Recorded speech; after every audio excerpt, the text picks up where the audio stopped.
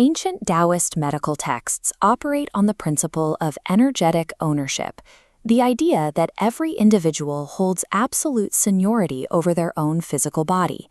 This seniority is maintained through a series of invisible, concentric defense walls that serve as the body's primary security system. These boundaries are known as the Wei Qi fields. As shown here, they form a three-layered perimeter designed to shield the internal organs. This outermost field acts as a filter, repelling negative external influences and energetic parasites before they contact the physical form. Taoist medicine treats the integrity of this perimeter as a prerequisite for psychological stability, viewing a strong Wei Qi field as the necessary guard for the human spirit. A breach typically begins with severe emotional trauma, deep depression, or a profound collapse of internal energy that weakens these defenses. When a victim unconsciously surrenders their energetic claim to parts of their body that feel too painful to inhabit, they create an internal vacuum. This vacuum attracts opportunistic energetic parasites, often referred to as spirits or demons, that sustain themselves by feeding on the host's negative emotional releases. This stage is diagnosed as oppression. The parasite attaches itself to the second field of Wei Qi, where it can provoke and then ingest the negative emotions the victim discharges. Clinical symptoms of oppression include a sudden shift in sensory perception, lethargy, and a persistent feeling of being ungrounded or disconnected from one's own physical frame. This initial compromise initiates a slow-moving hijacking of the victim's reality, allowing the entity to gain a foothold in the nervous system. To combat these intrusions, Taoist practitioners developed a systematized medical response designed to reclaim the body's internal space.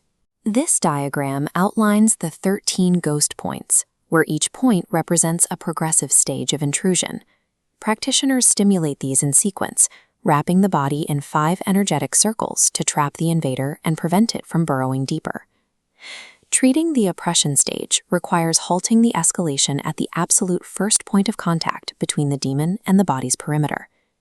This ancient approach to exorcism functioned as a targeted application of physiological medicine, using the body's own map to isolate and remove an illness.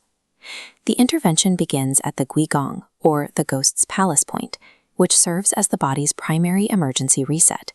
Clinically known as Renjiang GV26, this point is located in the groove between the nose and upper lip. Stimulating it directly influences the diaphragm and the chest's metabolic center, allowing a practitioner to exert physiological control over the patient's breathing from a single point. This stimulation triggers an energetic shift designed to ground the spirit, or Shen, and clear the brain of the sensory distortions caused by the parasite.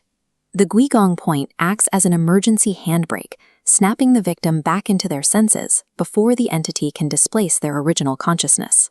When the ghost's palace is stimulated, the victim's hijacked senses are immediately pulled back into alignment with their physical surroundings. This return to sensory reality effectively closes the internal vacuum that the initial trauma had opened. The restoration of this sensory boundary cuts off the parasite's access, leaving the entity without the negative emotional energy required to sustain its attachment. These Taoist protocols provided a sophisticated framework for treating dissociative states, using physical grounding as a tool to mend the fractures caused by trauma. Ultimately, reclaiming ownership of the self requires a single, repeated act, pulling the mind back into the body, reinforcing boundaries, and asserting seniority over internal space.